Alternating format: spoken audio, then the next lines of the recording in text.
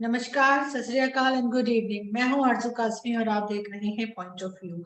आज हम जी जरा बात करेंगे इसराइल की। इसराइल को, जैसा कि आप जानते ही हैं कि इसराइल के जो लीडर्स हैं उनमें और सऊदी अरब के जो लीडर्स हैं उनके बीच में मीटिंग्स चल रही हैं और इस बारे में बहुत कुछ आप इंटरनेट पे देख सकते हैं कि अवेलेबल है। और इसको खैर सीक्रेट मीटिंग कहा जा रहा है, लेकिन बहुत चांसेस ये हैं कि सऊदी अरब जो है वो इसराइल को तस्लीम कर लेगा। सऊदी अरब एक्सेप्ट कर लेगा कि इसराइल एक कंट्री है।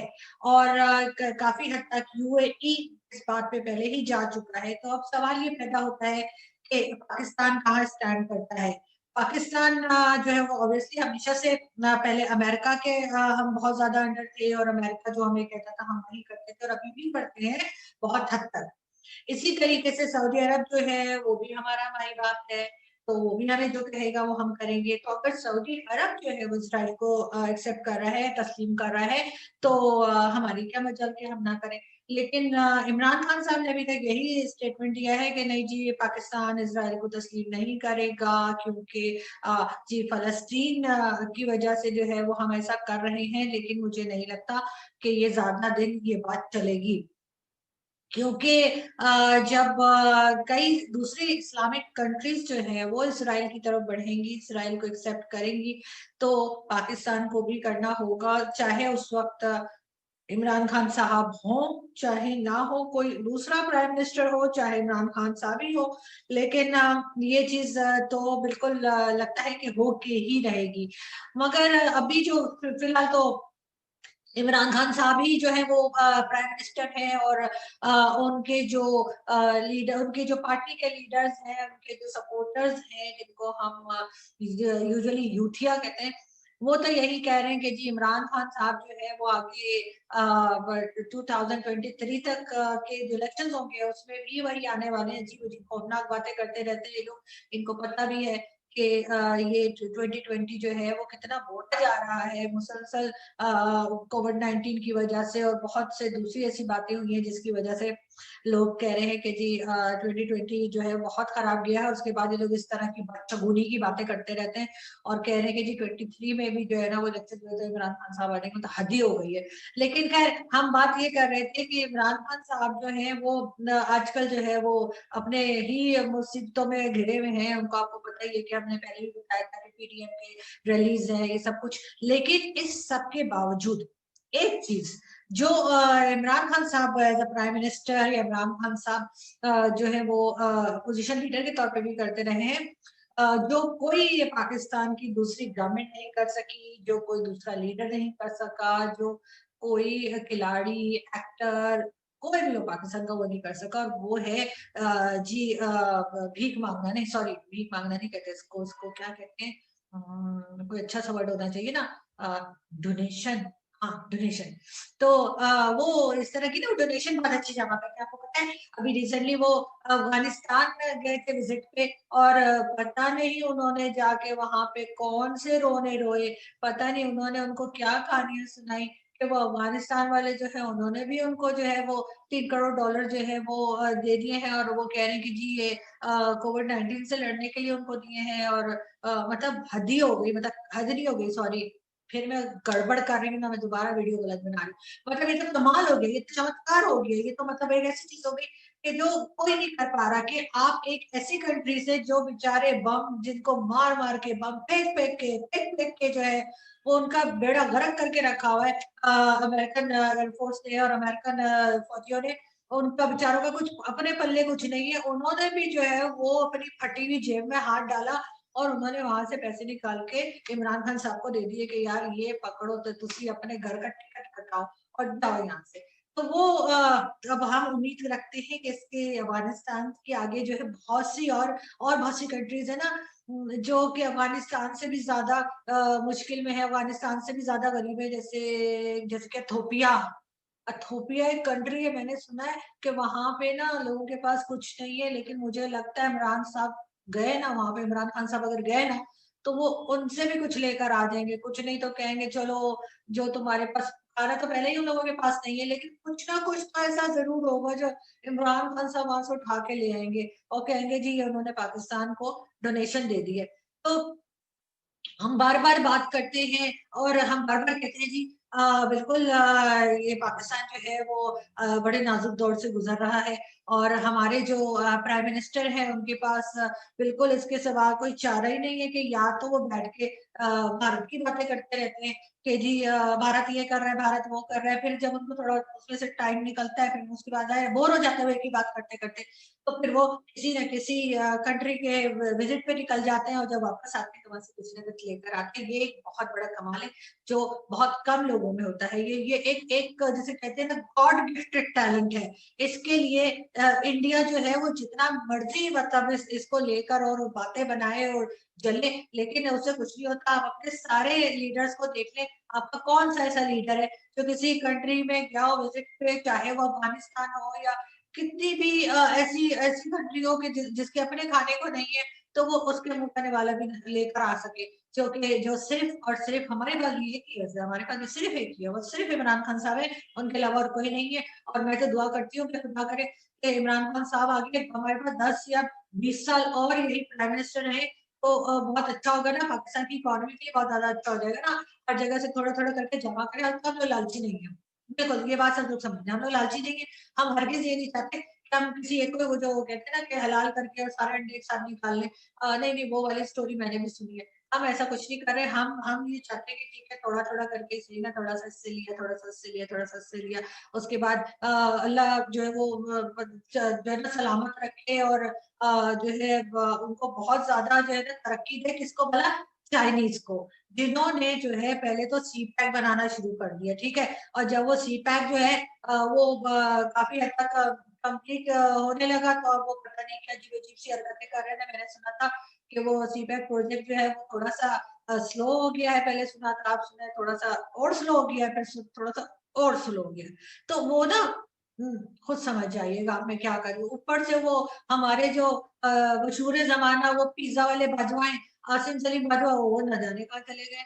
मेरा ख्याल है वो रसीदें लेने के लिए गए होंगे ना अमेरिका से। रसीदें ऐसे तो नहीं आ जाती, आपको पता है कि मेरी तो मतलब यूट्यूब पे भी नहीं आ रही थी। मैं तो कितनी दफा मैंने उनको ईमेल किया, कितनी दफा मैंने वो जो है हेल्पलाइन पे मैंने कहा, तब जाके कोई 8-10 हफ्तों के बाद मैं तो ना बिल्कुल ही होप छोड़ दी थी मैंने कि कभी मुझे पेन मिलेगी, तब जाके पेन मिली।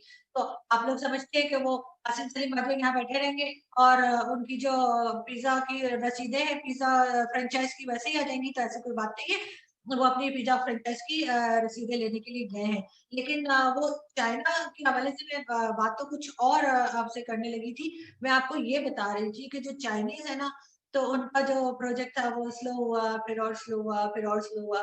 तो वो अभी इमरान खान साहब जो है ना वो ये कह चाह रहे हैं कि अब वो करें तो क्या करें, इसलिए कि अब हम चाइनीज को तो कुछ बोल नहीं सकते ना। आपको पता है चाइना तो हमारे दोस्त हैं और हम तो उनके वो कौन से दोस्त हैं, वो समुद्र से गहरा और तारों से ऊपर कितनी आसमानों से ऊपर उस तरह की हमारी तो उनकी दोस्ती चल रही है ना। आपको पता है ना इंडिया की तो वैसे उससे लड़ाई रहती है।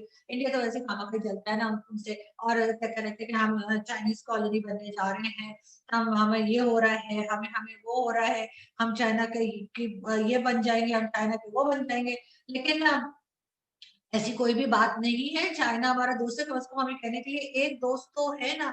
और फिर यही है कि अगर हम अभी तो खैर हमने बहुत लोगों से उधार भी वापस करना है, तो वो भी हम चाइना से ही ले लेकर जो है वो बांटते रहे कैसे तेरे तरह से। तो चाइनीज होते समझ में उनको कुछ आता नहीं है, तो इसलिए वो हम उनको अच्छा खासा जो है ना वो मामू बना रहे हैं, जैसे कहते हैं वो हिंदी में मामू बना रहे हैं। तो हम उनको जो है वो अच्छा खासा मामू बनाने की तरफ जा रहे हैं। लेकिन सबसे बड़ी बात ये है कि इमरान खान साहब की जो गवर्नमेंट चल रही है उसमें उनके बहुत चौड़े हो के बात करते हैं कि जी कोरोना वायरस आ गया है, ये कर लो वो कर लो। तो मैं आपसे ये कह रही थी क्योंकि कोरोना वायरस भी तो हमें चाइनीज ने गिफ्ट किया है ना। देखिए चाइना हमारा इतना ख्याल रखता है, हमारे क्या पूरी दुनिया का इतना ख्याल रखता है कि चाइनीज ने जो है ये जो वायरस छोड़ा है, ये भी चाइनीज ने ही छोड़ा है। लेकिन हम उनका कोई नाम नहीं लेते, हम कहते नहीं नहीं जी ऐसा कुछ भी नहीं है। उसी तरह से जो उनके यहाँ चाइना में जो मुस्लिम्स हैं जिनका बुरा हाल चाइना ने किया हुआ है, मुझे तो उसका नाम भी जगह का लेने में समझ नहीं आती। उइगर है, उइगर है, उइगर है, पता नहीं क्या है। तो वो उनको जो है उन मुस्लिम्स के लिए हमारे मुंह से एक अल्फाज नहीं निकलता। हालांकि अगर देखा जाए तो जिस तरीके से कश्मीर के साथ इंडिया के साथ जो हमारा बॉर्डर है, हम कश्मीर के लिए बोलते हैं, इसी तरह से चाइना के साथ भी हमारा बॉर्डर है और हमें चाइनीज मुस्लिम्स के लिए भी आवाज उठानी चाहिए।